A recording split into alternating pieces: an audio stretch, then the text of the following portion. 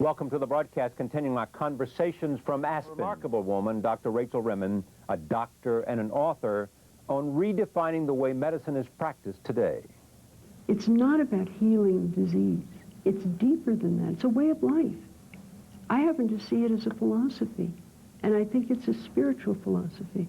That's why perhaps we call it a practice, you know? And I see it as a way of life that's characterized at its best by compassion and harmlessness, service, reverence for life. You know, these aren't the qualities necessarily of a scientist. It's a different way of life than that. A discussion about mind-body medicine next. Dr. Rachel Raymond is a physician, and she's also one of the most recognized pioneers of mind-body medicine. She started out as a pediatric endocrinologist poised for a successful academic career at Stanford Medical School. But she discovered that something was missing from the traditional practice of medicine. Since then, as the founder of the Commonwealth Cancer Health Program, the author of 2 best-selling books, and in frequent public appearances, she has helped to redefine the way medicine is practiced. I am very, very pleased to have her here on this program from Aspen. Tell me about this journey that you took. You dreamed of being head of the pediatric department. Mm-hmm. Come from a family of doctors. In 2 generations in my family, there are 9 doctors. And so I was the only pre-med in kindergarten. Yeah. You know? Right. And I had my life path all set out. Pre-med in kindergarten. Yes. I had my life path all set out. I was going to be the first woman to head a department of pediatrics on the West Coast. Yeah, that was my ambition. Right. Yeah. And so what happened? You went to Esalen or somewhere and they showed you a world that you didn't know? Well, you know, you can always tell the moment that your whole life changes. You remember it. And my opposite number at Stanford came into my office, the man who ran the medicine clinic, and he put down a bunch of colored papers, and he told me about this thing that was happening at Esalen, where they wanted 12 credible doctors to go down there and look at the human potential movement and see if it had anything to do with health or illness or the recovery from disease. Yeah. 1972. Do we have anything to learn from those crazies down at Exactly. Right. And I looked at the pieces of paper, and I heard about what Esalen Institute was. I had never heard of it. And I worked and lived 2 hours north of this revolution in thinking, right? And I remember the first thought that went through my head, what a great way to meet men. All right, Rachel! So I went. You know, I think the soul is very crafty. I think the soul takes us by whatever handle is sticking out and brings us along our life path. Because if I knew that I would have to give up pediatrics, and I would have to give up the respect of my colleagues for years, I would never go down there. Yeah. No, no. So you went down there. Yes. So what did you see, hear, feel, experience that made you go back to Stanford and say, I'm out of here? Well, I had been a philosophy major. I almost didn't get into medical school because it was seen as an irrelevant major for a doctor. Right? It's probably one of the best majors imaginable. Philosophy. Yeah, for a doctor. Why is that? Well, because a lot of medicine is about philosophy. It's about what's important and helping people find what's important in their lives. It's not necessarily biological repair. And so in going down there were all these new ideas of what a human being is. That a human being was more than their body. And that it was possible even to have, there was a healthy way to have a disease. There was a way to be ill or have a serious illness such that as a human being, you became deeper, more compassionate, wiser. Right? Now, I myself had been interested in this for years because I have a severe chronic illness. Right, which is? Crohn's disease. Which means? Disease of the intestine, of the joints. Nobody knows what causes it. There's no cure for it. And I've had it for 48 years. And as my body struggled with this disease, I could feel something different happening to me as a human being. I could feel that I was changing in a way that made me equal to this disease, in a way that was going to enable me to live beyond this disease, even though it would never be cured. And you know, I could sense that in my patients, but I never knew how to access it. I never knew how to make it into a resource for people. And at Esalen, I began to learn this, and it was very important. So what Esalen did for you was in part because you had Crohn's disease, in part. Mm-hmm. So what did you do then after you left Esalen? I left Stanford. Yeah, I left Stanford too, right. Yes. And you know, I had deciding that your mission was what? That somehow there was a difference between curing and healing, and that we had focused our sights too low, that we had focused on the body and curing the body, and we, you know, it takes years to become an expert in order to be able to cure, and that we were missing something very important, which is that healing is happening all the time that a person is ill. And healing happens to the human being, not to the body. And we are all healers. We've been healing each other long before there were experts, long before there were psychiatrists and social workers, all these people. We have been helping each other towards our own dream of ourselves, you know. And I wanted to open the perspective of medicine. I don't think I would have thought of it that way at the time. At the time, I would have said, I can't do it this way anymore. I feel like I don't fit, I don't belong. And I had had that feeling of not belonging for years in medicine. And now whenever in old-style medicine. Yeah. And whenever I come across a medical student who is about to drop out, I tried to drop out many times in medical school, and who feels that there's no place for them here, I tell them that they're not going to find a place. They're going to have to build a place. And that they don't belong because they belong to the future. And that when they build a place, they're going to build it not just for themselves, but for everybody. Okay, what's the place? The different way of doing things. The different way of doing things. The expansion of the nature of medicine. And actually, you know, it's not an expansion, Charlie. It's going back to the lineage of medicine. You know, medicine is not about science. Science is not about the meaning of medicine. Medicine is about service. Medicine is about every human life matters. It's not about healing disease. It's deeper than that. It's a way of life. I happen to see it as a philosophy, and I think it's a spiritual philosophy. That's why perhaps we call it a practice, you know? And I see it as a way of life that's characterized at its best by compassion and harmlessness, service, reverence for life. You know, these aren't the qualities necessarily of a scientist. It's a different way of life than that. And I felt that somehow we had gotten distracted by our science from our mission. And that seemed important to me. Are medical schools today changing because they're coming to appreciate and believe in your message? Well, not necessarily my message. I knew, as soon as I said your message, I knew I'd gone too far. Yeah. Well, I think there's been the more... philosophy of service, compassion.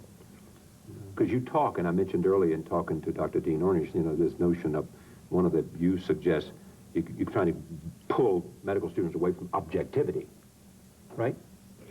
Well, they're not objective when they first come in. They're on fire with the spirit of service. And what happens is, all across the country, these wonderful young people come in filled with a sense of the privilege of being able to use their lives to help other people. And all of the studies reveal that in 4 years, these very same young people will be cynical. Great percentage of them will be depressed, burned out, you know? Yeah. And I feel that this is not something innate in learning how to be a doctor. That this is not built in. In other words, you don't have to be there. You don't have to be there, no. And it's almost But as who, if what gets them there? That's well, the see, question. we're very good at teaching people what it is they need to know. But in that process, We don't remind them why they've come. They forget why they've come. They forget what they're serving with their expertise, which is life. We're here to befriend life. That's what medicine is about. I want to talk about two things. One is what happened to you, this journey you took. I mean, you mentioned that when you told your colleagues at Stanford, I'm out of here, they thought of you at best as a maverick. Right? As kindest. Kindest. Yes. The most generous comment, she's a maverick. You have become a bridge for the medical profession, in a sense, to a new sense of compassion and a sense of what the practice, the craft, can be. You also believe beyond compassion in storytelling. Ah, yes. Patience, telling stories. Before I talk about the idea behind that, I want to just know a couple of stories from my audience. One is the Stonecutters. Oh, yes. This is a wonderful story. It talks about what I have discovered from my patients, all of whom have cancer, which is in times of crisis, meaning is a human strength. That meaning does not change our lives, it doesn't change our work. What it changes, having a deep sense of personal meaning, changes our experience of our lives. And it strengthens us to our task. And this is a Sufi story, it's old. Yeah. And you're asked to imagine that you are watching 3 stonecutters in the Middle Ages building a cathedral. And you watch them for a while. And all 3 of them are doing the same thing. People bring them a rock, they cut it into a block, take it away, bring them another rock, cut it into a block. And after a while watching this, you go up to the first man and you say, "Excuse me, what are you doing?" And this man is hostile. And he turns on you and he says, "Idiot, use your eyes. I saw you watching me. They bring me a rock, I cut it into a block, they take it away. They bring me a rock, I cut it into a block, they take it away. Been doing it ever since I was old enough to work, and I'll be doing it up until the minute I die. You can see what I'm doing. Why are you asking me such a stupid question?" Right. So you move on, and you go to the next man, and you say, "Well, what are you doing?" And he says, with a smile, he says, "I'm earning a living here for my beloved family. With the wages they pay me, we have a strong house, and there's good food on the table, and my children are growing strong, earning a living here for my beloved family." Right? And so you go on to the third man. You ask him, "What are you doing?" And he is absolutely radiant. And he says, "I am building a holy lighthouse, a place of refuge for people who are lost in the dark. And it will stand for 1,000 years." Now, each one of these men is doing the same thing. They're cutting rocks into blocks, right? But but finding a personal meaning in even the most routine and ordinary of tasks opens that task to the experience of deep satisfaction, even joy. The restorative value of storytelling is that you find meaning Absolutely. in your existence. Yes. Yes. That the facts don't carry the meaning. The stories carry the meaning. And this is something I have learned very late in life, being a doctor all these years, that the world is not made up of facts. It's made up of stories. And that stories, Barry Lopez in this book, Crow and Weasel, talks about the power of stories. And what he says is, sometimes a person needs a story more than food to stay alive. That's why we put these stories into each other's memory. It tells us why we're here. It tells us why we're here, who we are, and what might be possible for people like us. At every moment that I have experienced of people trying to engage others in an action, leadership and motivation and engagement, they tell them a story. And the story tells them why we're here. Well, in a way... This is why this is relevant to who you are and what you can be. It's not about engaging the intellect. Yeah. It's about engaging the heart and soul of somebody. Doctors, again, in the relationship to patients, how important is it that you have had the personal experience you've had in being able to understand them? I don't want to make the case that the only way you can heal or cure is to have illness. But what difference do you think it's made in you being able to understand the person that you are looking at? Oh. You know, there's a concept called the wounded healer, a Jungian concept, and it basically says that wounding and healing are not opposites. They're part of a single thing. And that it is our wounds that enable us to be compassionate with the wounds of others. It's our own limitations that make us kind to the limitations, of other people. It's our loneliness that helps us to find other people or to even know that they're alone with an illness. And basically, I think I have served people perfectly with parts of myself I used to be ashamed of. Ashamed of? Oh, yes. When I first became ill, I had a reaction that many people have. I was ashamed and embarrassed to be ill. Why? I don't know. I think it's a sense of difference. Do you think because you thought you were less than whole, or? Oh, well, certainly I thought I was less than whole. I also thought it was my fault in some way. Your fault? Yeah. Many I've never people... understood guilt. Not Jewish. That's right. I didn't have a rabbi who gave me my grandfather's blessing. That's right. All right. It's true. That's How true. about shame? Not much of that either. It shows you a sheltered life, doesn't it? No. I mean, I just never quite gotten those two things. I mean, I think you... But that's another story. That's another program, too. Shame, guilt, jealousy, pride, hostility, all those things. So we could do that. To talk about what happens at Commonweal, when people come there. This is in Bolinas, California. Bolinas.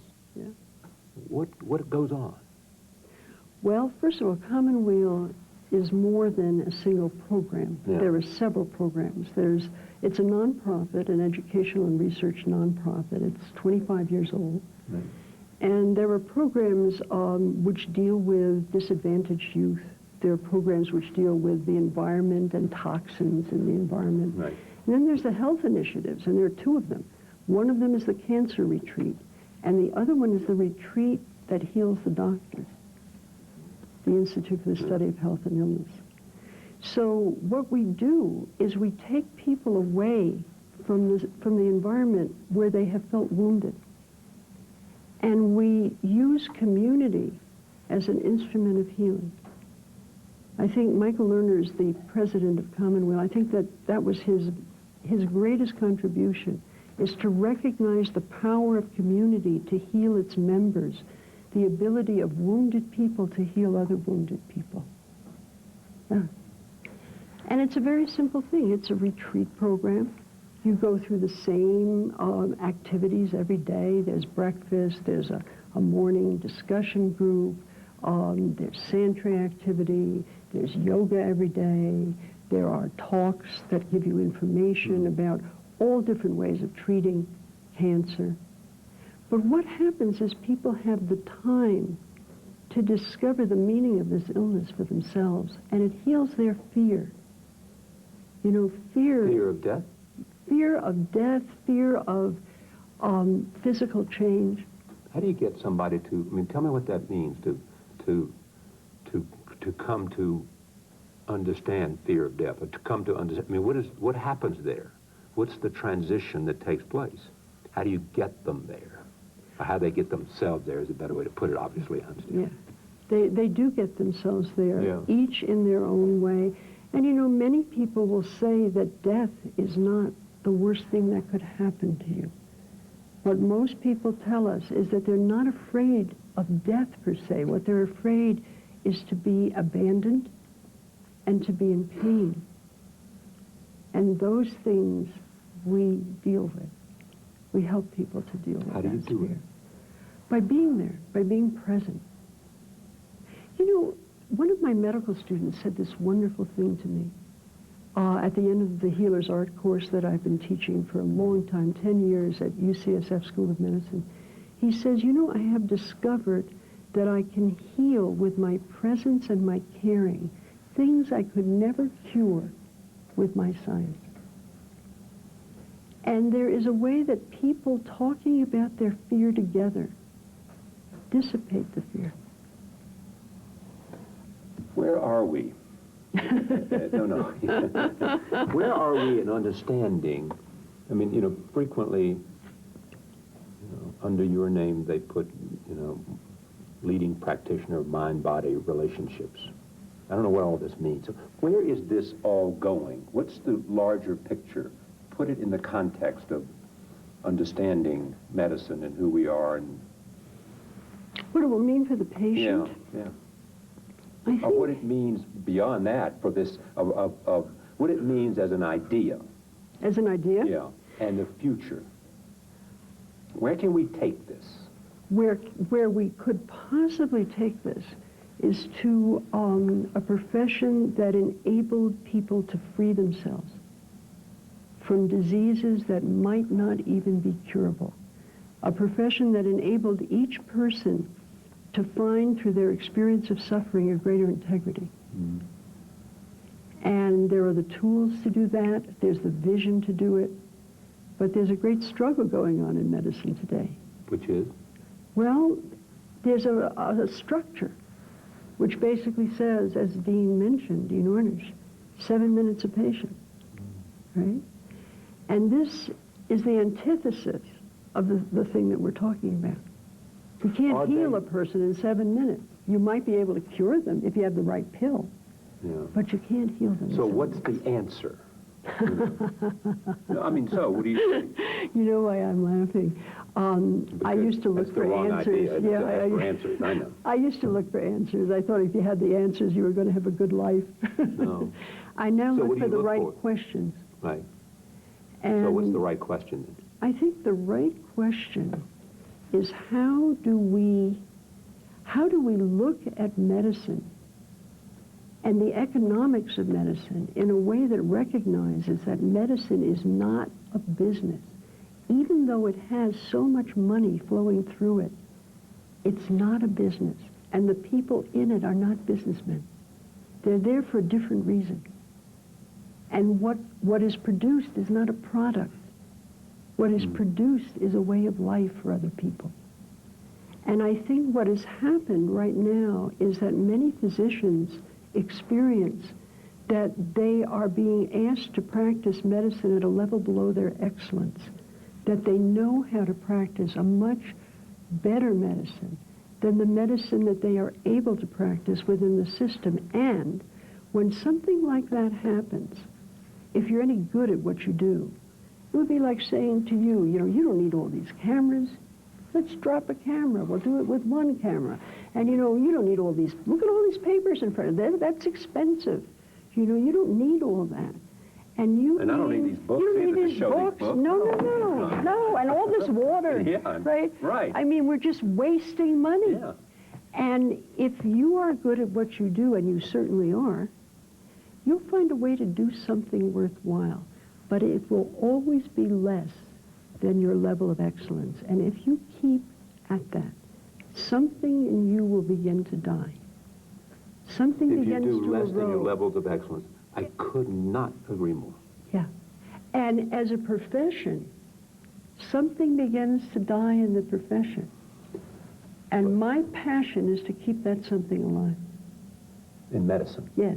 In the world. Yeah, I don't want you to be limiting yourself to medicine here. But I just do this one heart at a time. One heart at a time? Yeah.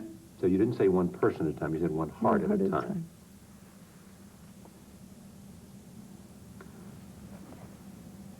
Most people, this is a fascinating question. Most people, I don't believe, maximize their potential, live up to their level of excellence. I think most people understand that, includes me. I'm not sure about you. You may be there. But we don't. And why do we, what is it that gets in the way? I think there's a lot of things that get in the way. One is people don't recognize their real power, their real gifts. Right. Many people go through their whole lives and have no sense of what their gifts are. And people accept conditions which make it impossible for them to do what they're capable of doing. People compromise a great deal, and they may not recognize what they're giving away until they've given it away. I think we do a lot of compromise. I think we're so busy, you know? We are so busy that we never actually are present in our own lives. We don't see, we don't connect, you know, and it's all here in front of us. We're starving in the midst of plenty, a lot of us. It's like I have said before, many people, or a friend of mine once said to me, if you could take people to the end of their days, and the sense of what they feel, you know, so that they could see ahead to that moment, and then shape their life. Exactly. So it's not to shape their life accordingly. Well, you know, the view from the edge of life is a whole lot clearer than the view most of us have every day. I mean, that's why I wrote this book, Kitchen Table Wisdom, the first book. The view from the edge of life has changed me. Accompanying people with cancer as they struggle for their lives has changed me, has showed me what really matters, what's important. And it's not what most people think matters. What is it? Well, for example, in all these years, 28 years of listening to people tell me their stories, people with cancer, no one has ever said to me, if I die of this illness, I will miss my Mercedes. Not one. And I practice in Marin County. Where they like Mercedes. There are more Mercedes than people. Yeah. We even have Mercedes SUVs. So what do they say? Well, I think most people many people, not all, but many people with cancer have discovered that the Mercedes may be the booby prize in life. It may be the booby prize in life. And that's something that most of us Americans do not know. What seems to matter to people, and each in their own way, what matters is relationship. What matters is who you've touched on your way through life, and who has touched you and how deeply, and what you're going to be leaving behind you in the hearts and lives of other people. And my grandfather, who was an Orthodox rabbi and a student of Kabbalah, had another language for this. This is our boy here. He had another way of saying it. He was, of course, a mystic, you know. And what he said was, what matters is to become a blessing and to receive life's blessings from other people. That we each have the capacity to bless the life around us. I got to bring you back to this, because you don't even need to, you can consider me there. What does this have to do with living with cancer, heart disease, living with disease? What does all this have to do other than telling you what life is meaning? What does it have to do with this physical thing that's happening to me? Well, I have a physical thing that happens to me every day. I no longer have my intestine, most of it. And without that larger picture, without being able to see meaning, without love, without intimacy, without the sense of connection to other people, I could not deal with what I deal with every day. I wouldn't be able to do it. And I think what it does is allow us to access the strength of the spirit, the strength of the heart, even when the strength of the body is compromised. Okay, but does it help us come to grips with it, or does it help us? I think it helps us live beyond it, not come to grips with it. It's possible to have a good life, even if it isn't an easy life. I did not know that when I first became ill. I became so lonely. I felt as if there was a wall of plate glass between me and everybody else my age. And I think in the end, I've written the books I needed to read. when I was 15 years old. Yeah. Well, to heal that kind of the way loneliness. it ought to be. You ought to write the books that you needed to read. And these two books, national bestsellers, My Grandfather's Blessings, Stories of Strength and Refuge and Belonging, Rachel Noami Remen, MD. Also, bestseller, Kitchen Table Wisdom, Stories That Heal. It is all about the ideas that we are talking about, which is, in the end, understanding thyself and being able to understand your story and being able to heal. And that comes both from Dean Ornish and it also comes from Rachel Raymond. Thank you for joining us. We'll see you next time.